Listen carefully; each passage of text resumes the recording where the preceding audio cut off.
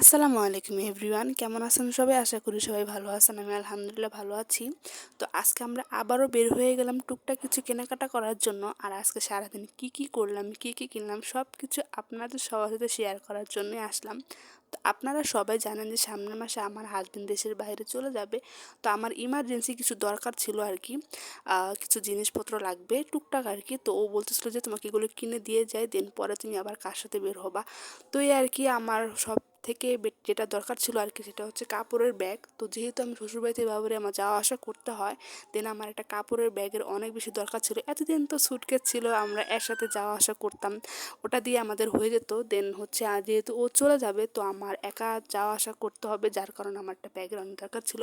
আমরা সিরাজ যেখানে গিয়েছিলাম, তো ওইখানে যাওয়ার পরে আমার একটা ব্যাগও পছন্দ হচ্ছিল না। যেটা পছন্দ হচ্ছিল ওটা ছোট হয়ে যাচ্ছিল, আর যেটা পছন্দই হচ্ছিল না। এখন ইমার্জেন্সি যেহেতু লাগবে তো আমার একটা কিনতেই হবে। তো এখান থেকে আমি বড়সড় একটা ব্যাগ নিয়ে নিলাম।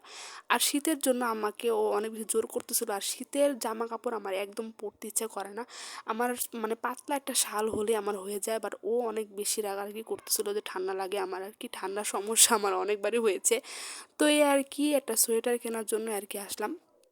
তো সোয়েটার কেনার জন্য ও এটা পছন্দ করেছিল, বাট আমি বুঝতে পারিনি যেটা ওর অনেক বেশি পছন্দ হয়েছিল। আমি এটাই এইরকমই আর কি অন্য কালারের নিয়েছিলাম। তো ওর আর কি ওইটা পছন্দ ছিল, আর আমি এই যে এটা নিয়েছি, এটা আমার অনেক ভালো লাগছিলো।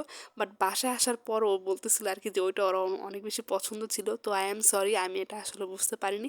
তো যার কারণে আমি এটাই নিয়েছিলাম। আর ওইটা যদি আমি জানতাম যেটা ওর অনেক বেশি পছন্দ ছিল তো আমি ওইটাই নিতাম। ও আর কি বাসায় আসার পর বলতেছিল। তো যাই হোক, আমরা হচ্ছে বললাম তো টুকটাক কিনবো। তো আমি হচ্ছে কাপড়ের ব্যাগ নিলাম, একটা সোয়েটার কিনেছি, আর আমার এক জোড়া জুতা লাগবে আর কি। তো এই আর কি, তো এক জোড়া জুতা এখান থেকে আমরা নিয়ে নিয়েছি। তো অনেক বেশি ক্ষুধা লেগেছিলো আর কি, বিকেল টাইম, আর সন্ধ্যা হয়ে যাবে। আর সন্ধ্যার আগে আমরা বাসায় চলে যাব। সন্ধ্যার পরে আমার আর কি বাইরে থাকা অনেক একদম নিষেধ আছে। তো যার কারণে আমরা আর কি সন্ধ্যার আগে কিছু টুকটাক খাওয়া দাওয়া করে দেন চলে যাব। আর এই জায়গার বার্গার আমি আরেকবার খেয়েছিলাম, এইখানের চিজ বার্গারটা এত পরিমাণে মজা আসলে বলার মতো না। তো এখানে আবার বার্গার খেতে চলেই আসলাম। তো ও আর কি বাহিরে খাবার বেশি একটা পছন্দ করে না, খায় না বললেই চলে। তো অনেক জোরাজুরি করার পর ওকে আর কি বললাম যে এখানের বার্গারটা আসলে অনেক বেশি মজা, তুমি এটা টেস্ট করতে পারো। তো আমার কথা শুনে তো একটা ও নিয়েছিল আর কি। আর এখানে বার্গার অনেক বেশি মজা ছিল। আর এখান থেকে কিছু ওষুধ লাগবে আর কি, আমার এক চা অনেক বেশি অসুস্থ ছিল। তো ওর জন্য কিছু ওষুধ নিয়ে তো আমরা রওনা দিয়ে দিলাম। তো রাস্তায় যাওয়ার পথে আমরা যেটা দেখলাম আর কি, একটা চিতাখোলা আপনারা হয়তো বা চিনবেন।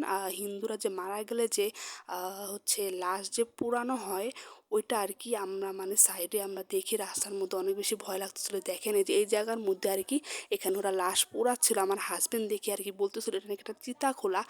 তো জাস্ট এটা দেখে অনেক বেশি ভয় লাগতেছিল আমার। ও আবার এটা ভিডিও করছে। তো জাস্ট এতটুকুই। তো সন্ধ্যার আগে আমরা বাসায় আসার পরই আজানটা দিয়েছে।